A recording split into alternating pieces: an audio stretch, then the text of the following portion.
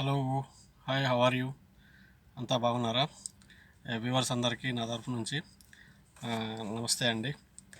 Cadre తరఫు నుంచి, YCP cadre తరఫు నుంచి ఒక లీడర్గా నేను మాట్లాడుతున్నాను. ఇంకా కొద్ది రోజుల్లో ఎలక్షన్ జరగబోతుంది. సో మన వంతు బాధ్యతగా వైసీపీకే ఎందుకు ఓటేయాలి, అంటే జగన్కే ఎందుకు ఓటేయాలి అనే దాని మీద ఒక చిన్న వివరణ ఇస్తాను నేను. మనకు ప్రత్యేక రాష్ట్రం ఏర్పడినప్పుడు ఆ, ఎన్నో అవాంతరాల మధ్య ఆ, అంటే పార్లమెంట్లో బిల్లు పాస్ కాకపోయినా దాన్ని పాస్ అయినట్టుగా వాళ్ళు తలుపులన్నీ వేసేసి ఒక ప్రాసనం చేసి దాన్ని విడగొట్టినారు. ప్రత్యేక హోదా కల్పిస్తాం మీకు అని చెప్పి హామీలు ఇచ్చినారు, కాంగ్రెస్ అయితే కానీ బీజేపీ అయితే కానీ అవేమి ముందుకు తీసుకురాలేదు. సరే, జరిగింది ఏదో జరిగిపోయిందని చెప్పి మనం దానికి కూడా సంధానించుకొని స్టేట్ విడిపడినప్పుడు మనకు బడ్జెట్ ఏం లేదు. ఒక 10 నెలలు హైదరాబాద్ కేంద్రంగా చేసుకుని, అంటే రాష్ట్ర రాజధానిగా మీరు చూజబుల్ రాజధాని ఏర్పాటు చేసుకోండి అని చెప్పి సెంట్రల్ గవర్నమెంట్ ఇవ్వడం జరిగింది. సరే అని చెప్పి అప్పుడు ఎలక్షన్ జరిగితే ఇంకా అనుభవజ్ఞుడు, అపారమైన మేధా సంపత్తి, నేనే ఇనాగ్రేషన్ చేసినాను, కనుక్కున్నాననే మేధావికి ఓట్లేసి చంద్రబాబుని గెలిపించుకున్నారు. కానీ ఆయన చేసిన నిర్వాహకం, గెలిచిన కొద్ది రోజులకే ఆయన మొదలుపెట్టాడు అవినీతి కార్యక్రమాల మహారాజు కాబట్టి. అవసరం లేని ఎమ్మెల్సీ ఎలక్షన్ల కోసం ఓటుకు నోట్లు అడ్డంగా దొరికిపోయి ఇంకుంటే జైల్లో వేస్తారని చెప్పేసి ఆయన తన్ను తాను కాపాడుకునేదానికి రాష్ట్ర ప్రజల భవిష్యత్తుని పణంగా పెట్టేసి హుటాహుటిన ఆయన షిఫ్ట్ విజయవాడకి వెళ్ళిపోయాడు. ఇంకా అక్కడి నుంచి ఏమంటే ఇంకా మేము రాజధాని కట్టుకొని చేస్తామని. సరే, రాజధాని దగ్గరికి వస్తే అది కూడా దానికి సంబంధించి ఇంకా చాలా పెద్ద స్టోరీ ఉంది. అది చెప్పాలంటే వీడియో సరిపోదు. దాన్ని ఇంకెప్పుడేమన్నా డిస్కస్ చేస్తాము. దాన్ని రకరకాలుగా మలుపులు తిప్పి దాన్ని చేసి దాంట్లో కూడా అవినీతిలో పీకల లోతులో కూరుకుపోయి దాన్ని సర్వనాశనం చేశాడు. ఆడికి అదే అయిపోయింది. తర్వాత అంటే నైతిక విలువలు చూడండి, మీరు ఒక పార్టీని నమ్మకం పెట్టి మనం గెలిపిస్తే నైతిక విలువలు అనేటివి ప్రజాస్వామ్యానికి అపహాసం చేశాడు. తర్వాత 23 మంది ఎమ్మెల్యేలను కొనటం, అంటే వేరే పార్టీలో నుంచి వాళ్ళు వస్తే అదే పార్టీలో కంటిన్యూ చేస్తూ వాళ్ళని పార్టీలోకి తీసుకొని తర్వాత ఏమాత్రం రాజ్యాంగం అంటే విలువలు అంటే ఏమాత్రం గౌరవం లేదు. ఇంకా అట్లాంటి ఆయన 40 years ఇండస్ట్రీ అంటాడు, 3 సార్లు ముఖ్యమంత్రి అంటాడు. దేనికి? సరే, ఇంకా దాన్ని అట్లా చేసుకుంటూ వచ్చి ఉండే కాస్త కోస్త విలువలన్నీ మంటలు కలిపేసి అంటే వైసీపీ పార్టీలోంచి తీసుకున్న ఎమ్మెల్యేస్ని వాళ్ళనే మినిస్టర్లు చేశాడు మళ్ళీ చేసి. అది ఒక తంతుగా సాగింది. సో తప్పు మీద తప్పు ఇట్లాంటివి చేసుకుంటూ వెళ్ళిపోయి ఈరోజు ఓట్లు వేయమంటే ఎట్లా వేస్తారు? ప్రజలు ఎంత అమాయకులు కాదు కదా, అన్నీ గమనిస్తూ ఉంటారు. ఏం జరుగుతున్నది, ఏది మంచి ఏది చెడ్డ అనే విచక్షణ జ్ఞానం ఉంటుంది ప్రజలకి. అందువల్లనే తరిమేసి మళ్ళీ ఈ మన పార్టీని గెలిపించుకోవడం జరిగింది. ఈ మధ్యలో మళ్ళీ జన్మభూమి కమిటీలు పెట్టుకున్నారు. అది కూడా వాళ్ళ క్యాడర్, పార్టీకి సంబంధించిన క్యాడర్కే వాళ్ళకి ఏం చెప్తే అది అట్లా అంటూ అది ఒక పెద్ద ప్రాసనంగా సాగింది. తర్వాత ఆయన చేసిన హామీలు ఒక్కటి నెరవేర్చలే ఏది కానీ. కాబట్టి ఈరోజు ప్రజల్లో విశ్వసనీయత అనేది కోల్పోయినాడు. పింఛన్లు కానివ్వండి, ఇంకొక విషయాలు కానివ్వండి, రైతు రుణమాఫీలు కానివ్వండి, డ్వాక్రా మహిళలు కానివ్వండి, ప్రతి ఒక్కరు వర్గాన్ని ఆయన మోసం చేసుకుంటూ వచ్చినాడు. ఇంకా కాబట్టి ఎవరు నమ్మే స్థితిలో లేరు. సో ఇంకా ఏ విధంగా ఆయన ముఖం పెట్టుకుని వచ్చి ఓట్లు అడుగుతారు? ఆడికి అది అయిపోయింది.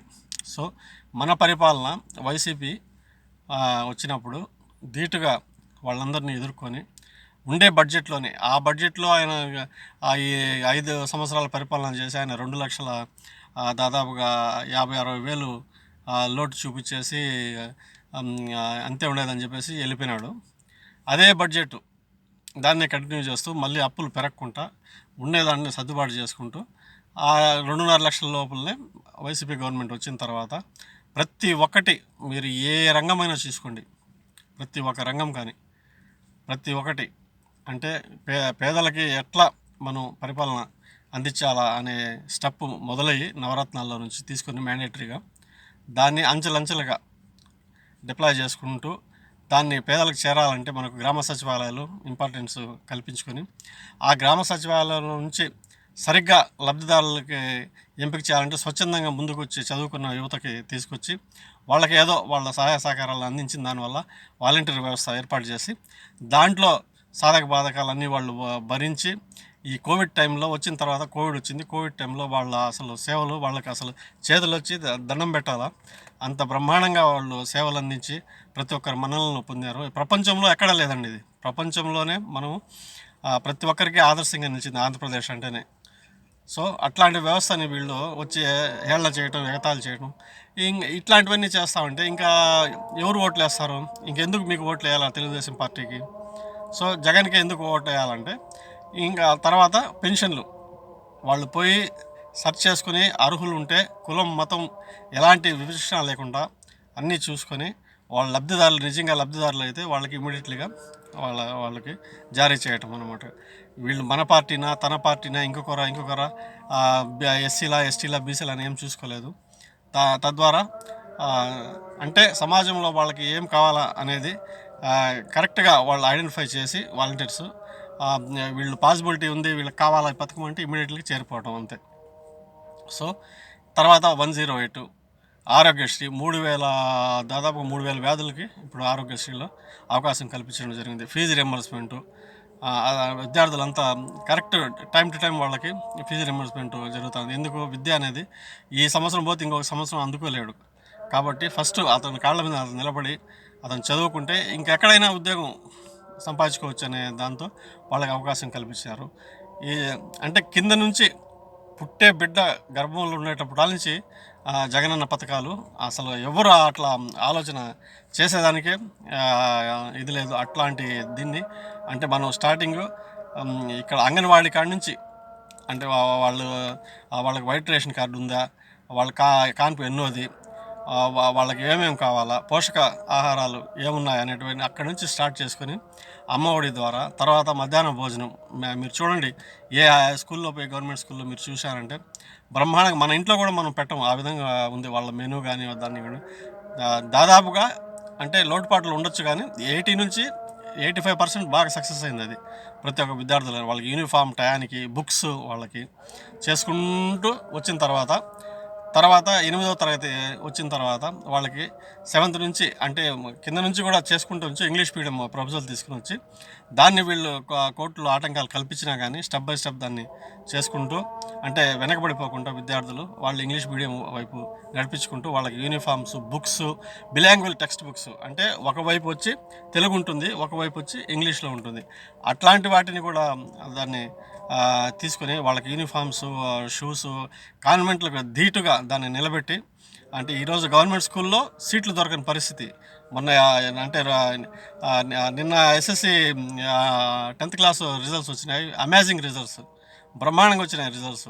సో అట్లా ప్రతి ఒక్క వర్గాన్ని ప్రతి ఒక్క బేస్ని చేసుకుంటూ చేయూత కానివ్వండి, అమ్మఒడి కానీ, రైతు భరోసా కానీ, వృద్ధులకు పెన్షన్లు కానివ్వండి, ఆ ఒక్క వాలంటీర్స్కి వీళ్ళు చేసిన తప్పులు మళ్ళీ వాలంటీర్స్ని కెలికి వాళ్ళ మీద కోర్టులో కేసులు వేసి వాళ్ళు విధుల్లో ఉంటే ఏదన్నా వాళ్ళు ప్రచారం చేస్తారని చెప్పి భయపడి వీళ్ళు తెలుగుదేశం వాళ్ళని ఇండ్లకి రాకుండా చేస్తే ఆ బాధ అది అసలు వర్ణనాతీతం. ఆ పెద్దవాళ్ళు వాళ్ళు పెట్టిన శాపాలు కాబట్టి ఇంకెప్పుడు తెలుగుదేశం పార్టీ అసలు కోలుకోలేని స్థితికి వెళ్ళిపోయింది.